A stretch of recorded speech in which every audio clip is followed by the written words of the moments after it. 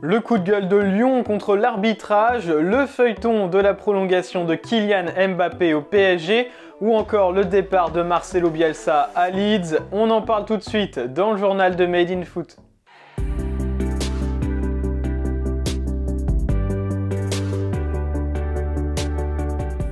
L'Olympique Lyonnais s'est incliné sur sa pelouse hier soir face au LOSC, une nouvelle occasion ratée de se rapprocher du top 5 pour l'équipe de Peter Bosz.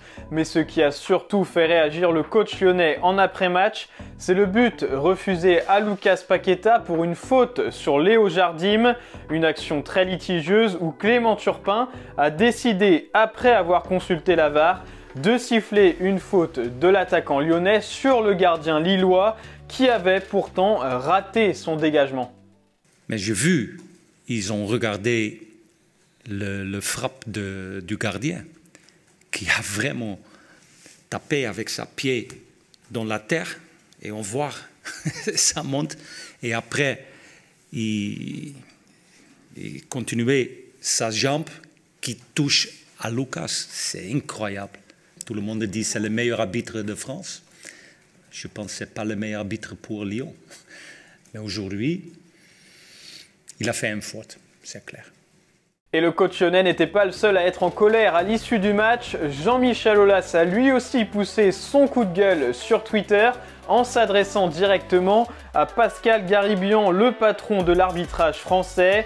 Dans son viseur, la VAR et Clément Turpin accusés d'avoir déjà sifflé un penalty inexistant sur Neymar lors de PSG-OL au mois de septembre dernier. Le club lyonnais s'estime donc victime d'un énorme scandale d'arbitrage, mais cette décision de Clément Turpin ne doit pas faire oublier que les coéquipiers de Moussa Dembélé ont raté de nombreuses occasions devant le but lillois et auraient pu revenir au score bien avant.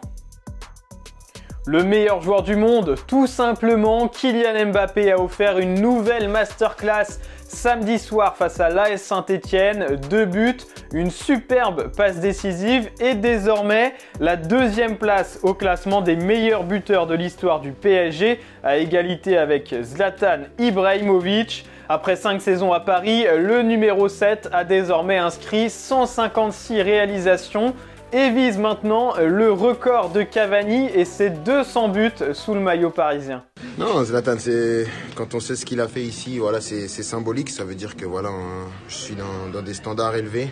On est dans un cercle très très fermé. Voilà, j'arrive à l'égaler. Je pense que s'il n'y a pas de gros problèmes, je vais le dépasser. Et bien sûr, il reste Eddy. On va voir comment ça va se passer. Mais bien sûr que être le meilleur buteur de l'histoire du club du Paris Saint-Germain, on peut pas forcément cracher dessus, donc on va voir ce qui va se passer. Comme il l'avait affirmé il y a quelques semaines, Kylian Mbappé ne prendra aucune décision concernant son avenir avant le 8e de finale face au Real Madrid.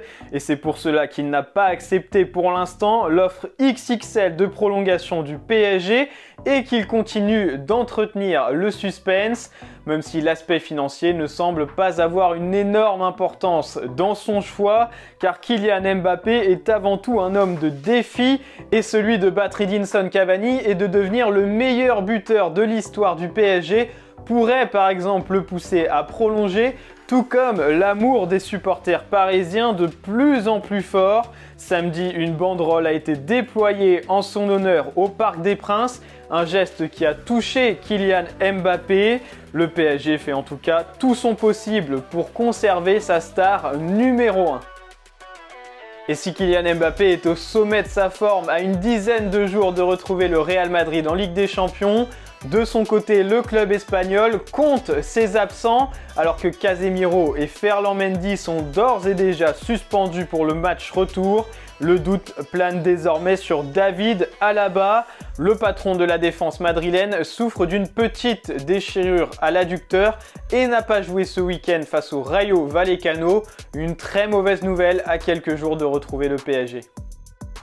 Marcelo Bielsa et Leeds, c'est terminé. Le club anglais a officialisé le départ de l'entraîneur argentin ce dimanche après une nouvelle grosse défaite 4-0 face à Tottenham. El Loco sera resté 3 ans et demi à la tête de l'équipe anglaise avec notamment une montée historique en Première Ligue et une 9e place au classement dans la foulée. Marcelo Bielsa devrait rapidement être remplacé par Jesse Marsch, l'ancien coach de Leipzig. Et voilà, c'est tout pour aujourd'hui. Merci de nous avoir suivis. N'oubliez pas de vous abonner à notre chaîne YouTube et de liker cette vidéo. Et on se retrouve bientôt pour un nouveau journal de Made in Foot.